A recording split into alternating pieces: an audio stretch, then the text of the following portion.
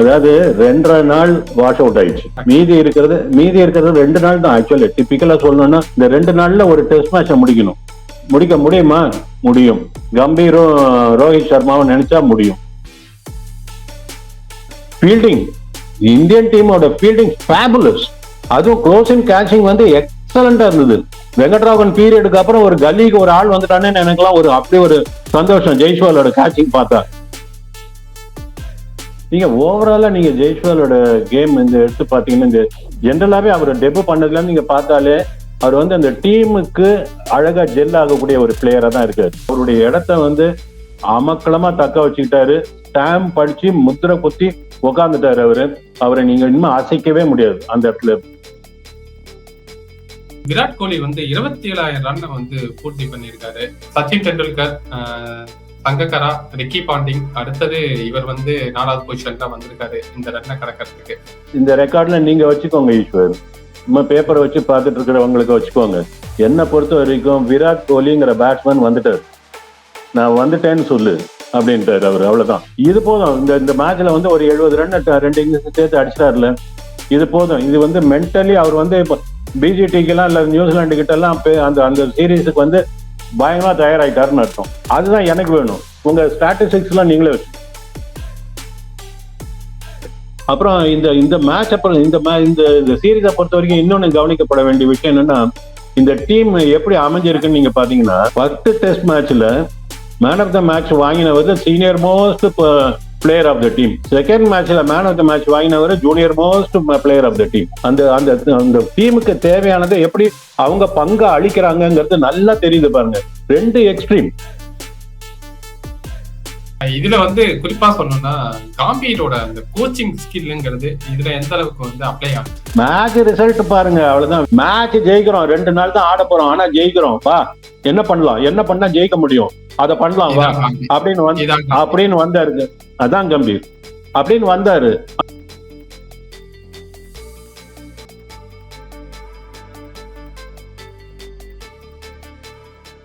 Welcome to cricket only. நான் உங்கள் Ishwar. India versus Bangladesh இந்த டெஸ்ட் ரொம்ப பரபரப்பா போனுச்சு.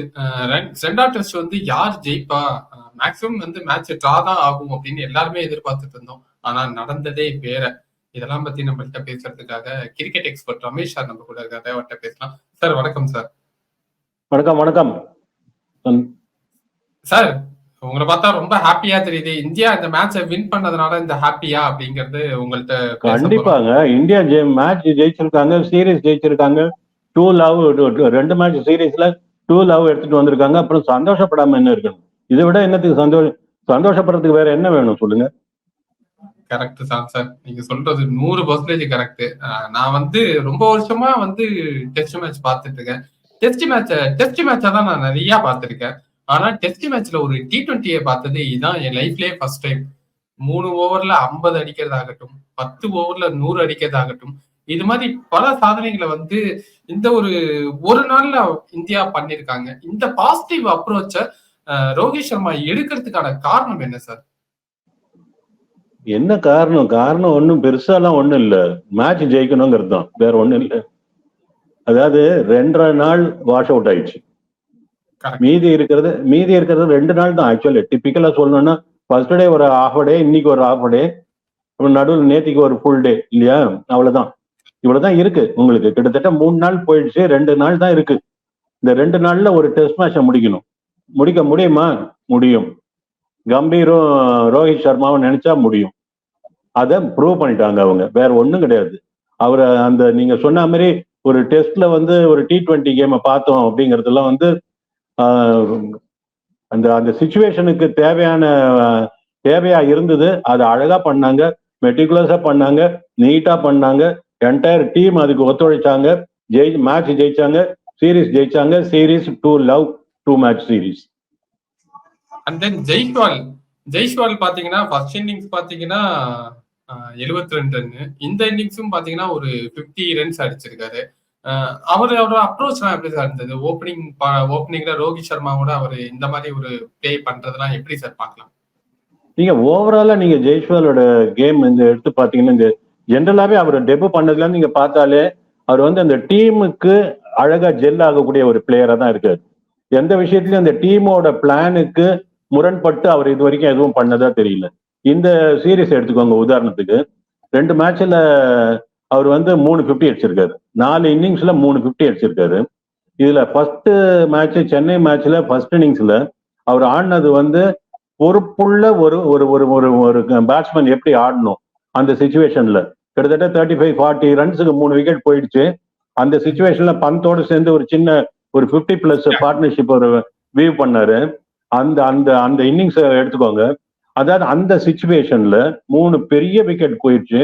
நம்மளும் எங்கேயாவது அடிக்க போயிட்டு அவுட் ஆயிட்டோம்னா டீம் வந்து கெட் இன்டு டால்ரம்ங்கிற மாதிரி சுச்சுவேஷன் இருக்கும்போது அந்த சுச்சுவேஷனுக்கு ஏத்த மாதிரி அதுக்கு ஒரு டிப்பிக்கல் டெஸ்ட் இன்னிங்ஸ் ஆடினார் பாத்தீங்களா, அதுவாகட்டும்.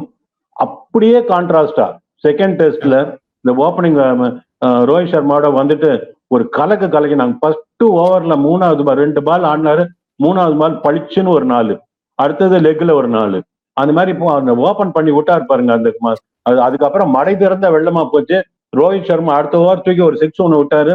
இது வேற லெவல் அது அப்படிங்கிற மாதிரி ஆயிடுச்சு. ஸோ நீங்க எதுக்கு ஜெய்ஸ்வாலை பத்தி பேசும்போது பாத்தீங்கன்னா அவருடைய இடத்த வந்து அமக்களமா தக்க வச்சுக்கிட்டாரு. ஸ்டாம்ப் படிச்சு முத்திரை குத்தி உக்காந்துட்டாரு அவரை நீங்க இன்னும் அசைக்கவே முடியாது அந்த இடத்துல இருந்து. Correct sir, super. And then Virat Kohli வந்து 27,000 ரன்னை வந்து பூர்த்தி பண்ணியிருக்காரு. 47 ரன் அடிச்சாரு ஃபர்ஸ்ட் இன்னிங்ஸ்ல. செகண்ட் இன்னிங்ஸ்லயும் பாத்தீங்கன்னா நல்லாவே பேட் பண்ணியிருந்தாரு. சச்சின் டெண்டுல்கர், சங்கக்கரா, ரிக்கி பாண்டிங், அடுத்தது இவர் வந்து 4வது பொசிஷன்ல வந்திருக்காரு இந்த ரன்னை கடக்கிறதுக்கு. ஸோ இவரோட இந்த அப்ரோச் எப்படி பாக்குறீங்க? இந்த ரெக்கார்டை நீங்க எப்படி பாக்குறீங்க முதல்ல? ஏன்னா அவர் நிறைய இந்த ரெக்கார்ட்ல நீங்க வச்சுக்கோங்க ஈஸ்வர், சும்மா பேப்பரை வச்சு பார்த்துட்டு இருக்கிறவங்களுக்கு வச்சுக்கோங்க. என்னை பொறுத்த வரைக்கும் விராட் கோலிங்கிற பேட்ஸ்மேன் வந்துட்டார், நான் வந்துட்டேன்னு சொல்லு அப்படின்ட்டாரு அவர். அவ்வளவுதான், அவர் வந்தாச்சு. அவர் பேட்ல பால் பட ஆரம்பிச்சிருச்சு. மிடில் ஆஃப் த பேட்ல பால் படுது. அவருக்கு ஒரு கான்பிடன்ஸ் லெவல் வந்துடுச்சு, நல்லா தெரியுது. இது போதும். இந்த மேட்ச்ல வந்து ஒரு 70 ரன் 2 இன்னிங்ஸ் சேர்த்து அடிச்சிட்டாருல, இது போதும். இது வந்து மென்டலி அவர் வந்து இப்போ பிஜிடிக்கெல்லாம் இல்ல நியூசிலாந்து கிட்ட எல்லாம் அந்த அந்த சீரீஸுக்கு வந்து பயங்கரமா தயாராயிட்டாருன்னு அர்த்தம். அதுதான் எனக்கு வேணும். உங்க ஸ்டாட்டிஸ்டிக்ஸ் எல்லாம் நீங்களே வச்சுக்கோங்க. Okay sir, super sir. And then இவரை பாத்தீங்கன்னா ஃபர்ஸ்ட் இன்னிங்ஸ்ல பார்த்தா அஸ்வின் வந்து ஒரு 3 விக்கெட் எடுத்தாரு. அடுத்த இன்னிங்ஸ்ல செகண்ட் இன்னிங்ஸ்ல பார்த்தா ஜடேஜா ஒரு 3 விக்கெட் எடுக்காரு. 2 பேரும் ஒருத்தருக்கு ஒருத்தர் போட்டி போட்டு விளையாடுறாங்களா sir? Second innings Ashwin 3 wicket எடுத்தாரு. நீங்க ஃபர்ஸ்ட் ப்ரீவியஸ் டே சொல்றீங்கன்னு நினைக்கிறேன். எனிவே சரி, அந்த நீங்க வந்து அஸ்வின் ஜடேஜா வந்து இந்த விக்கெட்ல வந்து டேர்ன் இருந்தது. ஜடேஜா வந்தாரு, அவருடைய வேலையை கரெக்டான, அவருக்கு ரொம்ப சூட்டபிளான அந்த சுச்சுவேஷன் அது. அந்த அந்த அந்த பால் வந்து அவர் வந்து 90, 91, 92 எல்லாம் போடுற ஆளு, சறுக்குன்னு ஏத்துவாரு அவரு. அந்த மாதிரி போடுற ஒரு ஆளுக்கு நல்ல சூட்டபிளா இருந்தது அந்த சமயத்துல. வந்தாரு, பண்ணாரு. ஆனா அது அந்த அந்த இடத்த பொறுத்த வரைக்கும் நான் வந்து சாந்தோ மேலதான் ரொம்ப குறை சொல்வேன். அவர் அந்த ஒரு ஷாட் ஆடி அந்த மேட்ச வந்து கொலை பண்ணிட்டாருங்க. அது வரைக்கும் அந்த மாதிரி ஆடிட்டு இருந்த ஆளு அந்த அந்த மேட்ச் வந்து ஒரு மாதிரி ஒண்ணுமே இல்லாம ஆயிடுச்சு. சாந்தோட விக்கெட் தான், அந்த விக்கெட்டை ஜடேஜா எடுத்தது தான் டேர்னிங் பாயிண்ட். அது ஆட்டோமேட்டிக்கா அவர் ரிவர்ஸ் விளையாடிக்க வேணாம் அப்படிங்கறதான் சார் உங்க கருத்தா இருக்கு அதுல? கண்டிப்பா. இவ்வளவு தூரம் இந்தியா விக்டரிக்கு உதவி நிறைய பேரை பத்தி இவ்வளவு தூரம் நம்ம பேசணும். அண்ட் தென் பங்களாதேஷோட பேட்டிங்ல பாத்தீங்கன்னா மொயின் வந்து ஒரு 107 ரன் அடிச்சாரு ஃபர்ஸ்ட் இன்னிங்ஸ்ல. அண்ட் தென் செகண்ட் இன்னிங்ஸ்லயும் இஸ்மாயில் அவர் ஒரு 50 ரன் அடிச்சாரு. ஃபர்ஸ்ட் இன்னிங்ஸ்ல அவரோட பேட்டிங் எந்த அளவுக்கு குரூஷியலா இருந்தது பங்களாதேஷ்க்கு? ரொம்ப ரொம்ப நல்ல இன்னிங்ஸ் ஆடினாரு, அமக்கலமான டெஸ்ட் இன்னிங்ஸ் ஆடினாரு. அந்த மாதிரி ஒரு கண்டிஷன்ல வந்து ஒரு டிப்பிக்கல் டெஸ்ட் இன்னிங்ஸ் ஆடுறது வந்து ரொம்ப அழகா இருந்தது பாக்குறதுக்கு. ஒரு டெஸ்ட் மேட்ச் கிரிக்கெட்டை பார்க்கும்போது எப்படி ஒரு திருப்தி இருக்குமோ அந்த திருப்தி அவருக்கு இருந்தது. தினைக்கும் பும்ராவையும் அஸ்வின் மாதிரி ஆட்களை வந்து அவர் வந்து நெகட் பண்ணாரு. அது ஒண்ணுமே பண்ண முடியல அவரை. அந்த மாதிரி ஆடி இருந்தாரு. 233 ரன்ல 107 ரன் ஒரு ஆள் அடிச்சிருக்காரு. நீங்க பாத்துக்கோங்க எந்த அளவுக்கு அவர் கான்ட்ரிபியூட் பண்ணிருப்பாருன்னு. நாட் அவுட் வேற இல்லையா? அந்த அந்த மாதிரி ஒரு டாப் குவாலிட்டி இன்னிங்ஸ் ஆனாரு. பர்டிகுலர்லி ஃபர்ஸ்ட் இன்னிங்ஸ் வந்து அஸ்வின் கிட்ட அந்த மாதிரி ஒரு அந்த ஆஃப் ஸ்டம்ப்ல போல்ட் ஆனாரு பாருங்க. அந்த மாதிரி ஒரு போல்டான ஒரு பேட்ஸ்மேன் அந்த மாதிரி எல்லாம் ஆனா வச்சுக்கோங்களேன், ஒரு சைக்கலாஜிக்கலா ஒரு பயம் வந்துடும். அதுவும் பர்டிகுலர்லி அந்த போலர் ஆடும் போதெல்லாம் ஒரு பயம் இருக்கும். அதெல்லாம் ஒண்ணும் இல்லாம எல்லாத்தையும் தூக்கி பின்னாடி போட்டு அது போன மேட்ச்ரா இது இந்த மேட்ச் அப்படின்னு சொல்லிட்டு வந்து ஒரு அமக்கலமான இன்னிங்ஸ் ஆடினாரு. I was very happy to see such an innings. அந்த அவ்வளவு பியூட்டிஃபுல் இன்னிங்ஸா இருந்தது. செகண்ட் இன்னிங்ஸ்ல கூட அவர் நல்லா ஆடிட்டு இருந்தாரு. அவரும் அந்த சாந்தோவுக்கும் இருந்த partnership was very good. Second இன்னிங்ஸும் ரொம்ப நல்லா தான் ஆடிட்டு இருந்தாரு. பட் ஓவரால நீங்க பாத்தீங்கன்னா பங்களாதேஷ் பேட்டிங்கே நல்லா தாங்க இருந்தது. ஷர்மானோட இன்னிங்ஸ் ஆகட்டும், மைமுனுல் ஆகட்டும், சாந்தோவோட இன்னிங்ஸ் ஆகட்டும், அந்த சென்னையில் ஆடினது பேட்டிங் ரொம்ப நல்லா ஆடுறாங்க. போலிங் தான் அவங்க கிட்ட கொஞ்சம் வீக்கா இருக்கே தவிர batting is very good and committed டீமா இருக்காங்க பாக்குறதுக்கு. அண்ட் தென் நம்ம எதிர்பார்த்த முஸ்தபியூர் ரஹீம் சரி, லிட்டன் தாஸும் சரி, ஷகீப்பும் சரி, பெரிய இன்னிங்ஸ் எதுவுமே ஆடலையே சார். அவங்க கொஞ்சம் ஆடி இருந்தா இன்னும் கொஞ்சம் அவங்களுக்கு கொஞ்சம் பாசிட்டிவா அமைஞ்சிருக்குமா சார் இந்த innings? You are perfectly right, கரெக்டா சொன்னீங்க. ஷகீபுல் ஹாசன் வந்து இந்த சீரீஸுக்கு வந்து என்னை பொறுத்த வரைக்கும் அந்த டீம்ல ஒரு லைபிலிட்டியாவே இருந்தாருன்னு நான் சொல்வேன். எக்ஸப்ட் இந்த மேட்ச்ல ஒரு 4 விக்கெட் அவருக்கு எதுவும் ஒன்று கிடைச்சதே தவிர மற்றபடி அவர் ஃபீல்டிங்ல கேட்ச் விட்டாரு, பேட்டிங்ல ஒன்றும் கான்ட்ரிபியூட் பண்ணல. அவுட் ஆனதெல்லாம் அசிங்கமா அவுட் ஆனாரு. ரெண்டு மேட்ச்லயும் அங்கேயும் சென்னையிலயும் சரி இங்கேயும் பாருங்க. இன்னைக்கு ஜடேஜாவுக்கு வந்து ஸ்ட்ரைட்டா ரிட்டர்ன் கேட்ச் ஒன்று கொடுத்துட்டு அப்படியே பார்த்துட்டு நிக்கிறாரு. ஹி இஸ் டோட்டலி என்ன சொல்லலாம், அவுட் ஆஃப் த கேம். அவர் ரொம்ப ஒரு பங்களாதேஷ் 10 பேரோட தான் ஆடினாங்கன்னு சொல்லணும். அந்த மாதிரி தான் இருந்தது. ரொம்ப பேத்தட்டிக்கா இருந்தது பாக்குறதுக்கு. அவ்வளோ பெரிய சீனியர் பிளேயர் அவ்வளோ கான்ட்ரிபியூட் பண்ணிருக்காரு பங்களாதேஷ் கிரிக்கெட்டுக்கு. அப்படி இருக்கிற ஒரு பிளேயர் வந்து ஒண்ணுமே இல்லாம ஜீரோ ஆனது வந்து பாக்குறதுக்கும் ரொம்ப வருத்தமா இருந்தது. Lytton Das excellent player, stylish player. அவருக்கு வந்து when he gets going it's a treat to watch. அந்த மாதிரி ஆடக்கூடிய ஒரு பிளேயர். நம்மளுக்கு தான் அதிர்ஷ்டம் கிடைக்கல அவருடைய நல்ல கேம் பார்க்கறதுக்கு. அவரும் சரியா ஷைன் பண்ணல. முஷ்பிகர் வந்து இன்னைக்கு ரொம்ப நல்லா ஆடினாருங்க. இன்னைக்கு ரொம்ப நல்லா ஆடினாரு. அவருக்கு அதர் ரெண்டு நல்ல பேட்ஸ்மேன் இருந்திருந்தாருன்னா ஒரு மாதிரி அவங்க ஒப்பைத்திருப்பாங்க இந்த மேட்சை. அவர்லாம் அவ்வளவு ஈஸியா விக்கெட் கொடுக்குற ஆள் கிடையாது. சும்மா தூக்கி தான் அடிச்சு போடா எட்டுன்னு போன்னு சொல்ற மாதிரி தான் கொடுத்துட்டு போனாரு கடைசியில் அவுட் ஆனது கூட. ஏன்னா அந்த பால் வந்து அவர் சிங்கிள் எடுத்துட்டு ஸ்ட்ரைக் ரிட்டைன் பண்ணிக்கணும், அவ்வளவுதான் அவருக்கு வேணும். ஆனா என்னமோ ஒரு லாஸ் ஆஃப் மூட் அவருக்கு, தூக்கி அடிக்கிறதுக்கு போயிட்டு அவுட் ஆனாரு. அவ்வளவுதானே தவிர இன்னொரு எண்ட்ல ஆள் இல்லைன்னா சில பேருக்கு அந்த மோட்டிவேஷன் லெவல் கம்மி ஆயிடும். அது நல்லா தெரிஞ்சது முஷ்பிகரை பொறுத்த வரைக்கும். Top quality player. அவருடைய நல்ல கேமையும் இந்த சீரீஸ்ல நம்ம பார்க்க மிஸ் பண்ணிட்டோம். இந்த சீரீஸை பொறுத்த வரைக்கும் ஜடேஜாக்கு பாராட்டுகள்.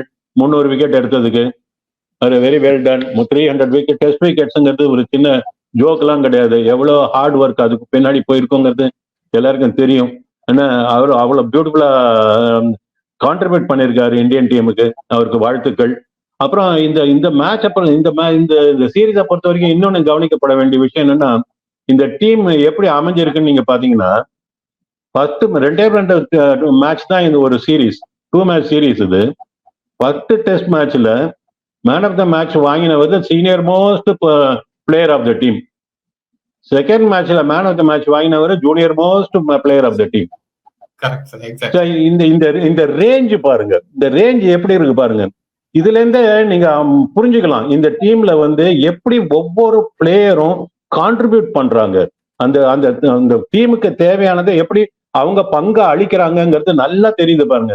2 எக்ஸ்ட்ரீம் நீங்க பாத்தீங்கன்னா, இந்த 2 எக்ஸ்ட்ரீமும் ஒருத்தர் முதல் மேட்ச் அடுத்த மேட்சுக்கு மேன் ஆஃப் த மேட்ச் இப்படி வாங்குறாங்க. அண்ட் சீனியர் மோஸ்ட் பிளேயர் அவர் மேன் ஆஃப் த சீரீஸ் வாங்கிட்டு போறாரு. அங்க பாருங்க, கிரிக்கெட்டுங்கிறது வெறும் வயசு சார்ந்தது அல்ல. அது வந்து உங்களுடைய எண்ணம் சார்ந்தது. நீங்க எப்படி கொடுக்குறீங்க, எப்படி அதை அப்ரோச் பண்றீங்கிறத பொறுத்து தான் அப்படிங்கறத ரொம்ப தெளிவா தெரிஞ்சது இந்த சீரீஸை பொறுத்த வரைக்கும். இந்த மேட்சை பொறுத்த வரைக்கும் எனக்கு சில புரியாத புதிர்கள் இருந்தது. 3 புதிர் சொல்லலாம். அஸ்வின் ஏன் கடைசி வரைக்கும் ஓவர் த விக்கெட்டே போடல, அது எனக்கு புரியல. ஏன்னா மேதி ஹாசன் ஓவர் த விக்கெட் போட்டு பால தரையா உருட்டி போல்ட் எடுக்கிறாரு. அது அஸ்வின் வந்து அந்த ஸ்பாட்டை எக்ஸ்பிளைட் பண்ணல, ஏன் புரியல. 28 ஓவர் வரைக்கும் ஸ்பின் ட்ராக்ல ஸ்பின் எடுக்குதுன்னு இருக்கும்போது 28 ஓவர் வரைக்கும் ரோஹித் சர்மா ஜடேஜாவை ஏன் இன்ட்ரோடியூஸ் பண்ணல அப்படிங்கிறது ஒரு கேள்விக்குறிதான். மற்றபடி நீங்க பாத்தீங்கன்னா இது அந்த சாந்தோ ஷாட்டை பத்தி பேசினோம் நம்ம. ஐ திங்க் கவர் பண்ணிட்டோம் நம்ம எல்லாத்தையுமே. Okay sir, super. நிறைய டீட்டெயில் எடுத்துட்டு வந்துருந்தீங்க, நிறைய அனலைஸும் பண்ணிருக்கீங்க இந்த மேட்சை பொறுத்த வரைக்குமே. இந்த பாசிட்டிவ் இன்டெக்டோட நியூசிலாந்து போகும்போது இந்த டீம் வந்து எப்படி வந்து பிளே பண்ணுவாங்க, எப்படி எல்லாம் இருக்கும் சார் இந்த அப்ரோச்? பாசிட்டிவா இருக்காங்க, பாசிட்டிவா இருக்காங்க. இதுல வந்து குறை சொல்றதுக்கோ இல்ல மாற்றப்பட வேண்டியது, திருத்தப்பட வேண்டியது அப்படின்னு பெருசா ஒண்ணும் இல்லை. இந்த சீரீஸை பொறுத்த வரைக்கும் இந்தியா வந்து சிம்பிளி தே அவுட் பிளேட் த ஆப்போனன்ட் அப்படிதான் சொல்லணும். ஆனா ரொம்ப ஒன் சைடடா இருந்ததுன்னு சொல்ல முடியாது. பட் இந்த இந்தியா வந்து டாமினன்ஸை காமிச்சாங்க. அப்படி இருக்கு, அப்படி சுச்சுவேஷன் இருக்கு. அதனால வந்து நியூசிலாந்துக்கு அகேன்ஸ்டா ஒரு பெரிய மாற்றம் கொண்டு வரணும், இதெல்லாம் மாத்தணும் அப்படின்னு சொல்ற மாதிரி ஒண்ணும் இல்லை. ஒரு விஷயம் சொல்லலாம், இந்த ஃபைண்ட் ஆஃப் த சீரீஸ் நான் சொன்னேன் அப்படின்னு சொன்னா, ஃபைண்டர்ங்கிற வார்த்தை யூஸ் பண்ணலாம்னா அது சொல்லலாம். அப்படின்னா Akash Deep fantastic bowling, top quality bowling. அவர் வந்து இந்தியன் டீம்ல வந்து ரொம்ப நாள் தங்கிடுவாரு அப்படின்னு தான் தோணுது. அவருக்கு வாழ்த்துக்கள், அவருக்கு பாராட்டுகள். ரொம்ப நல்லா போட்டாரு, பியூட்டிஃபுல் சேனல் மெயின்டைன் பண்றாரு. ஒரு மினியேச்சர் ஷமி நம்ம பாக்குறோம், ஒரு ஜூனியர் முகமது ஷமி மாதிரி தான் இருக்குது. அவருடைய ஆக்ஷன் எல்லாம் பார்த்தாலும் சரி, அவருடைய கமிட்மெண்ட், அவரோட வே இன் விச் ரேன் இன், அதெல்லாம் பார்த்தாலும் அப்படி இருந்தது. அவர் இந்த மாதிரி பர்ஃபார்ம் பண்ணிட்டு இருக்க, ஒரு பக்கம் பர்ஃபார்ம் பண்ணிட்டு இருக்கும் போது சிராஜ் இப்படி பர்ஃபார்ம் பண்ணிட்டு இருந்தாருன்னா அவர் இடத்தை அவர் இழக்க வேண்டிய காலம் வரும். அவர் வந்து நம்ம ஏற்கனவே போன நம்ம இந்த பேட்ஸ்மேனை பத்தி நம்ம சொன்னோம், சீக்கிரம் பண்ணணும், இல்லைன்னா it will be too late, பசங்க வெயிட் பண்ணிட்டு இருக்காங்கன்னு சொன்னோம். அதே விஷயம் தான் இப்ப சிராஜுக்கும். சிராஜ் வந்து கண்ணு முழிக்கணும், போதும் தூங்கினதெல்லாம். அவர் வந்து நம்பர்ஸ் காட்டணும். சும்மா நல்லா வந்து ஒரு ஒரு ஸ்பெல் வந்து சூப்பரா போட்டார், இல்லைன்னு சொல்ல முடியாது. அந்த பேட்ஸ்மேன் கிட்ட போயிட்டு ஜாஸ்தி பேச்சு கொடுக்கறது, முறைக்கிறது, கிண்டல் பண்றது, அவங்க மேல கமெண்ட் அடிக்கிறதுலாம் ஓரமா வச்சுட்டு அப்புறம் விக்கெட் எடுக்கட்டும், அப்புறம் இதெல்லாம் பண்ணட்டும். அதனால சிராஜ் கொஞ்சம் கவனிக்கப்பட வேண்டிய ஒரு ஆள். Okay sir. இதுல வந்து குறிப்பா சொல்லணும்னா காம்பீரோட அந்த கோச்சிங் ஸ்கில்ங்கிறது இதுல எந்த அளவுக்கு வந்து அப்ளை ஆனிச்சுன்னு நினைக்கிறீங்க? மேட்ச் ரிசல்ட் பாருங்க, அவ்வளவுதான். வேற என்ன கோச்சிங் ஸ்கில்ல பத்தி இப்ப இவங்களுக்கு எல்லாம் அவங்க பேட்டிங் சொல்லி கொடுத்தா இவங்க வந்து ஆட போறாங்க, அதெல்லாம் தேவையில்லையே. மேட்ச் ரிசல்ட், அந்த சிச்சுவேஷன்ல எப்படி சேஞ்ச் பண்ணாங்க. இந்தியாவோட இந்த மேட்சை பொறுத்த வரைக்கும் இந்தியாவோட ஃபர்ஸ்ட் இன்னிங்ஸ் பேட்டிங் அப்ரோச் எப்படி இருந்தது பாருங்க. அங்க முடிஞ்சு போச்சு கோச்சோட வேலை என்னன்னு.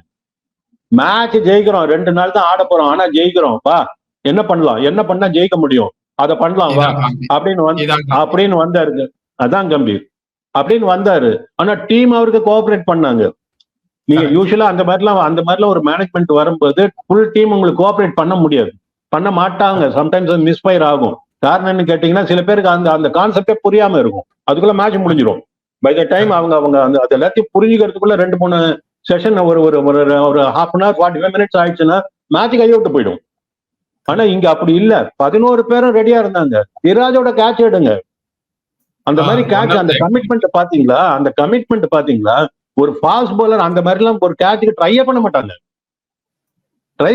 யாரும் அவங்கள பத்தி கேட்கவும் மாட்டாங்க. ஒரு ஃபாஸ்ட் பவுலர் போய் அந்த மாதிரி ஒரு டிபிக்கல் கேட்ச் ட்ரை பண்ணல அப்படின்னா என்னடா அப்படின்னு யாரும் கேட்க மாட்டாங்க. ஜடேஜா போலன்னா கேட்பாங்க, சிராஜ் போலன்னா யாரும் கேட்க மாட்டாங்க. பட் இருந்தாலும் அவரோட கமிட்மெண்ட் பாருங்க, அந்த மாதிரி இருந்தது. ரோஹித் சர்மாவோட கேட்ச் 100 கேட்ச், அதை எடுத்துக்கோங்க. நான் சொல்லணும் அப்படின்னு சொன்ன ஃபீல்டிங், இந்தியன் டீமோட ஃபீல்டிங் ஃபேபுலஸ். அதுவும் க்ளோசிங் கேட்சிங் வந்து எக்ஸலண்டா இருந்தது. வெங்கட்ராகவன் பீரியடுக்கு அப்புறம் ஒரு கல்லிக்கு ஒரு ஆள் வந்துட்டானே எனக்குலாம் அப்படி ஒரு சந்தோஷம். ஜெய்ஸ்வாலோட கேட்சிங் பார்த்தா அப்படி இருக்கு, டாப் குவாலிட்டி. அதாவது நான் என்ன சொல்ல வரேன்னா, ஒரு கோச்சோட திங்கிங், நான் இப்படி பண்ணணும், இப்படி போறேன் அப்படின்னு சொல்லும் போது, நான் வந்து ஓடி போய் ஓடுற பஸ்ல ஏறணும்னு நான் நினைக்கலாம், என் கால் வரணுமே. என் கால் வரலன்னா நான் மனசுல நினைச்சு என்ன பிரயோஜனம். அந்த மாதிரிதான் இந்த டீம். இந்த டீம் கோச் நினைக்கலாம், கேப்டன் நினைக்கலாம், டீம் வரணுமே. டீம் வந்தது, அதுதான் கோச்சோட வெற்றி. கம்பீர் சூப்பரா பண்ணு. ஓகே சார், இவ்வளவு நேரம் உங்களோட கருத்துக்களை வந்து ரொம்ப தீவிரமா, அழகா, டீட்டெயிலிங்கா சொன்னீங்க. டீமோட பெர்ஃபார்மன்ஸ் எப்படி, ஒவ்வொரு பிளேயரும் எப்படி, யாரோட இம்பார்ட்டன்ஸ் இங்க அதிகமா இருக்கு, யாரெல்லாம் எப்படி விளையாடினாங்க, இந்த 11 பேருமே டீமுக்கு எந்த அளவுக்கு ஒத்துழைச்சாங்க அப்படிங்கறத பத்தி ரொம்ப அழகா டீட்டெயிலா எக்ஸ்பிளைன் பண்ணீங்க. இவ்வளவு நேரம் உங்க கருத்துக்களை பகிர்ந்துகிட்டதுக்கு ரொம்ப நன்றி சார். நன்றி.